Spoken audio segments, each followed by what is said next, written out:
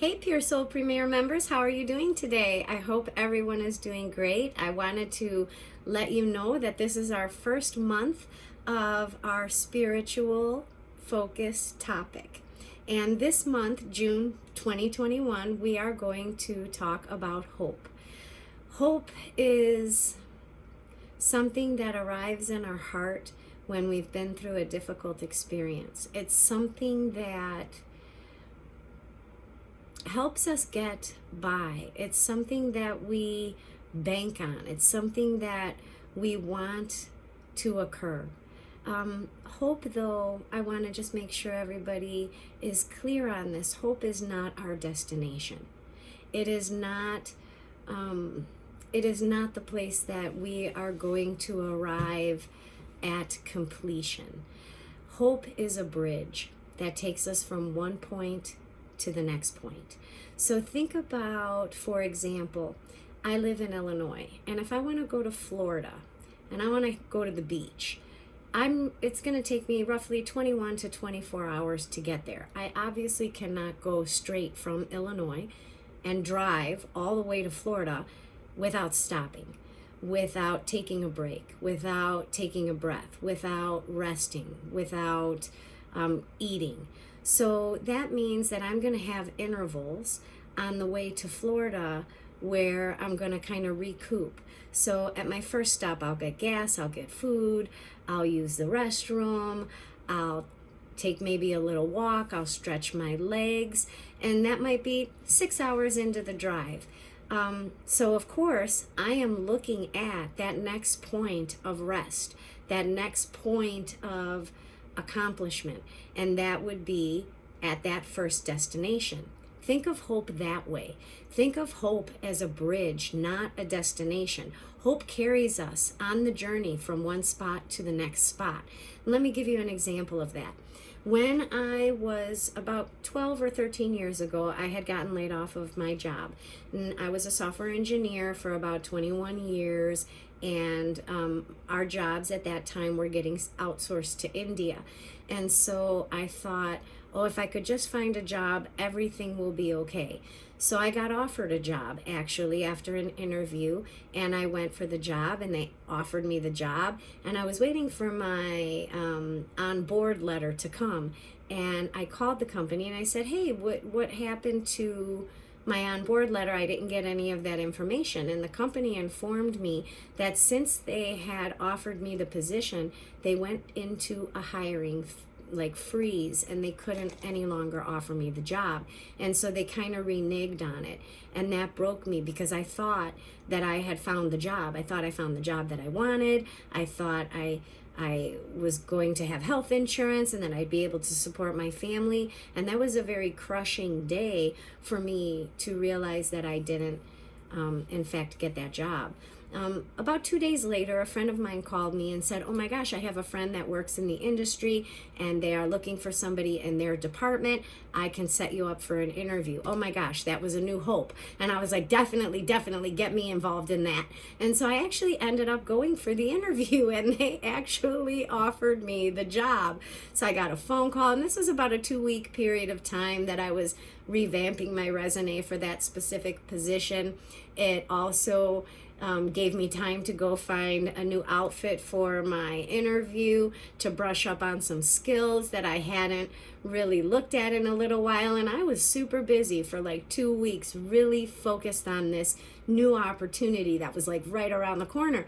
And so I did great. I had so much fun that week. I was preparing, I was excited. Everything I talked about was, well, if I get this job, we're going to be good to go. We're going to be able to pay the mortgage, and we're going to be able to have like health insurance, and this should be really good. So I was all excited. Hope brings excitement. Hope brings peace and brings calm, and that's why hope is our friend. So I actually got offered that second job, and I was waiting for my on-board letter, and the on-board letter did not come again. And I felt broken, and I got nervous, and I got scared, and I got anxious, and I contacted the company and I asked, hey, you guys offered me the position. I'm just calling to make sure that we're still good to go with all of this. And the hiring manager informed me that because I did not have a college education, which they found out after they offered me the job, although I had 21 years of experience, the position itself called for a college education, and I, in fact, did not have that college education, and they had to renege on the job. And so I did not get that job. And that to me was devastating. And this happened a couple other times in that same journey from having my job outsourced to finding a new position. And so I went through this, oh, I have hope, I have hope, I have hope, only then to be slammed down at the end of that without a job.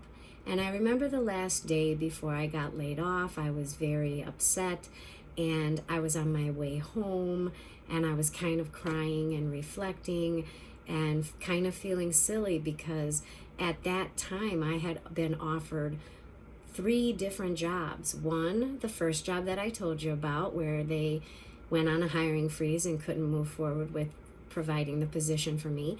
The second one, where I didn't have a college education. And the third position that I don't think I was actually a match for, but I would have jumped at the opportunity to have the job. And I went through that whole 2-week preparation time getting ready for the interview and learning new skills and things just so I could get the job.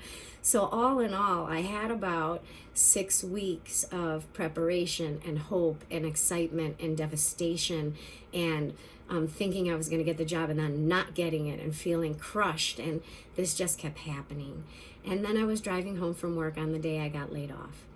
And I received a phone call. And as most of you that are members, I feel like we know each other. We've connected at some point. And if we haven't, geez, thanks for being here. I really appreciate that. But I do feel like most of you, we have a rapport and a connection together. And so, as you know, I do my spiritual work full-time now. I do not have a software engineer job. And let me explain how that happened. As I was driving home on the last day of my other employment where I was laid off, I received a phone call from a lady, and she said, hello. And I said, hello. And I was in the midst of tears because I had been laid off and I didn't know how I was going to support my family. And she said to me, are you Nikki? I said, I am. And she goes, are you the lady that does readings? I go, yes, I am, as a matter of fact. And she goes, I have a strange schedule. I work nights. I'm only available during the day. Do you by chance have any session times open during the day? And it blew my mind because for 21 years, I never had sessions open during the day because I worked every day at a full-time 9-to-5 office job. So I said to her, actually, I do. I have come over tomorrow at 1 o'clock. Here's my address. I'll see you and I'll do a session for you then. And that's how it began.